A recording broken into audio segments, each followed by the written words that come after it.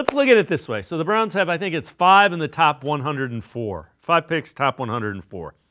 What positions do they need to upgrade in the first 5 picks, their first 5 picks of this draft, in order to be competitive? This is very easy. It's just what order they're going to take them, right? Depending on what's on the board. First and foremost, you got to get a receiver. And I think Travis Hunter does that. And he gives you a little bit of flexibility at cornerback because you got to think about it. Martin Emerson is in a what year? Contract year. Yep. Greg Newsome is in what? A contract year.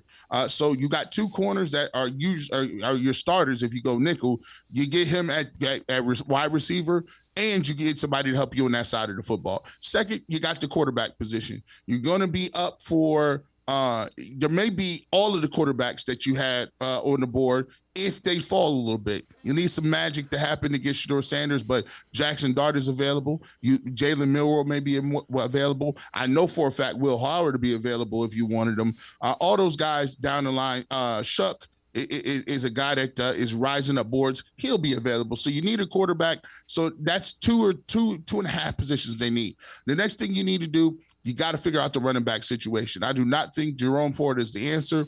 This is one of the deepest running back classes that we've seen in a long time. I need to get one of these running backs, whether that's in the second or third round is up to be debated, depending on where they get the quarterback, but you're going to need that as well. And then I got another position, tight end. Kevin Stefanski has David Njoku. If you want to run those 12 personnels, if you want to run 13 personnels, if you want tight ends, multiple tight end packages, you're going to have to go up there. Listen, Mason Taylor is a guy.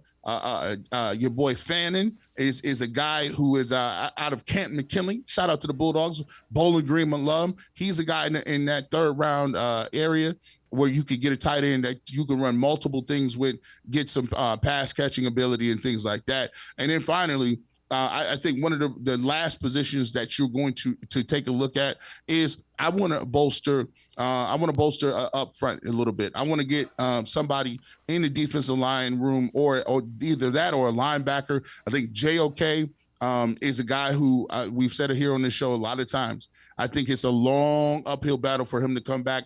I think the Browns could use somebody besides Devin Bush, who they re-signed. I think they got Bookie Watson, who's a guy out of Mississippi State that they're like, but give me another linebacker somewhere that might fall. Where's them Georgia linebackers that I like a couple of those guys. So those are the positions that I'm looking for when it comes to this 2025 draft. Agree with you wholeheartedly. You got 4 guys on the offense that will bolster that and score some points. We are in agreement.